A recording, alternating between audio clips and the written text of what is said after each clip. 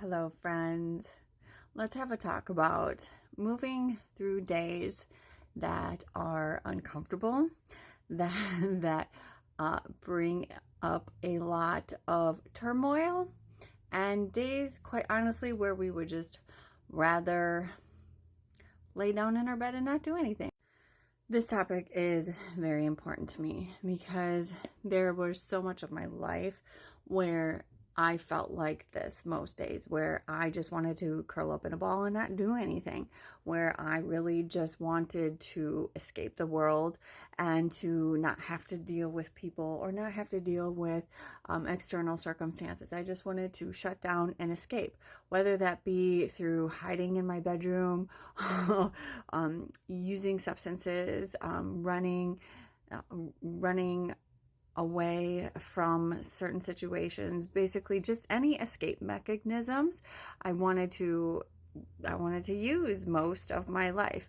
And so coming into learning how to navigate emotions and learning how to actually begin to love myself, nurture myself, take care of myself, and actually start to show up for life in a way that I wanted to show up for life.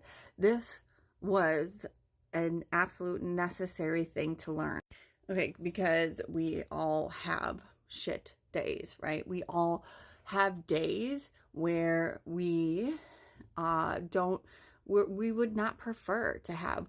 There are days when they're just straight up uncomfortable. There are days when we just feel like blah or meh or whatever that is. There's no getting around that. However, learning how to deal with it in an effective way where these moments continue to show up less and less intense for us, that is where we can really begin to learn how to break these cycles. So within our society, they tell you you have to push through, you have to get hard, you have to keep moving and keep doing these things. But really, when you are attempting to override what you are experiencing, you just continue to ignore the core reason of why you started to feel this way in the first place. The idea of pushing through anything creates a resistance, and it creates something where we actually are ignoring a fundamental piece of what our body is attempting to tell us. Once I could learn that, first of all, nothing was wrong with me if I was feeling unproductive. Nothing was wrong with me if I felt like I just didn't want to do anything. Nothing was wrong with me when I felt like I just wanted to just be and not talk to anyone. And of course, there's always a line there that we kind of pivot back and forth between. There's times where, okay, maybe I need to challenge myself here. And then there's times where I need to honor the process. What I'm attempting to share and invite you to is to honor both processes, that we can be in a space of I don't feel like doing a damn thing. And also, let's challenge that. And also, let's see what's really going on there. I noticed for myself when I actually allowed myself to feel these things, I first recognized this does not last forever. This is temporary. Once I allowed myself to go fully into the mode of feeling like gross and feeling just like utterly not doing anything, when I allowed myself to fully be there, those feelings actually dissolved and dissipated so much faster than me being like, I have to do something. I have to be productive. I have to get this done. I need to be like getting these things off of my shoulders. When I would have the language of shaming myself or putting guilt on myself for feeling the way that I did, those emotions and that state of inaction became greater. The more I resisted it, the more that became. But when I started to lean into it and be like, okay, this is how I'm feeling.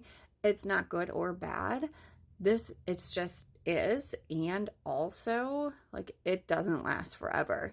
So what can I do in this space that is both honoring how I'm feeling, but also challenging what I'm feeling? Okay, so for me, it's there are certain things that I really enjoy doing that help get me outside of my shell, that help me to get movement. One of them is actually driving around in my car and listening to really loud music and singing very loud.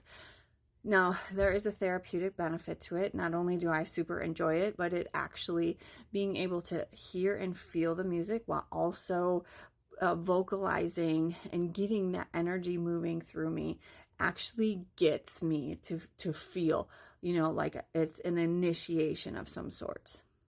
The other thing that I really enjoy doing is stretching. So when I'm feeling this way, I tend to not want to fully exercise, and that's okay. I'm one that I really enjoy exercise, but on days like today, I have not actually. I did go to exercise, but my phone was broken and I didn't want to listen to no music, so I opted out anyways. So I stretch. I get my body moving in ways that I wouldn't typically. And that really helps me to just be able to, again, get in tune with my body while also challenging like the reasons why I feel the way that I feel. The other idea behind this is also like when we feel like when we feel in density, when we feel like things are just really tough to do, we tend to fight everything and everyone around us, right? I get judgmental. I get to be resentful. I project my shit onto people because I am just in an uncomfortable space. But once I recognize actually that the space that I'm in, I'm judging myself for being in that.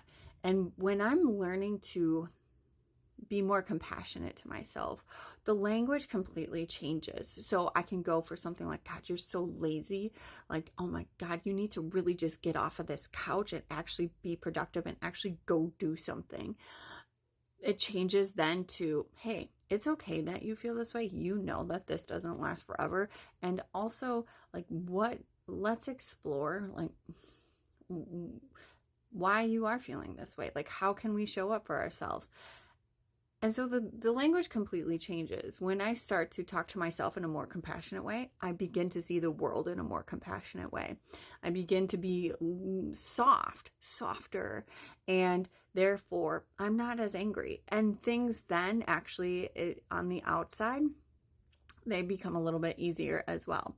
So when I begin to perceive how I'm feeling as good or bad, this also puts the resistance on it. So what I'm saying is that it's okay to be uncomfortable. Like, these days come and go all the time. It's when we think that it's bad, that it's not good for us, that we begin to resist it. And it actually perpetuates the same thing. So acknowledging that, wait, I am uncomfortable, but that doesn't mean that I'm doing anything wrong. I am uncomfortable. And also that doesn't mean there's something wrong with me. I am uncomfortable. And actually that could mean that this is an opportunity for me to grow from. I am uncomfortable, and that just is. It's not good or bad. When the language around that shifted, so much in my life has shifted. So I was able to actually enjoy the moments, all the moments, and also not fight when I feel uncomfortable. I began to stop running away from things because I knew that it was okay for me to feel, quote unquote, bad or uncomfortable. So I invite you to examine when you do feel in a dense space, to begin to speak more compassionately to yourself. Do the little things that actually can create a big movement. So singing, moving, stretching, even just like talking out loud is very helpful. Do the things that you can do in order to just move the things through, and know that this doesn't last forever, that those moments are just that. They're moments. They're not a forever thing. And the more that we can actually lean into that, it becomes a space for learning and not just for resisting.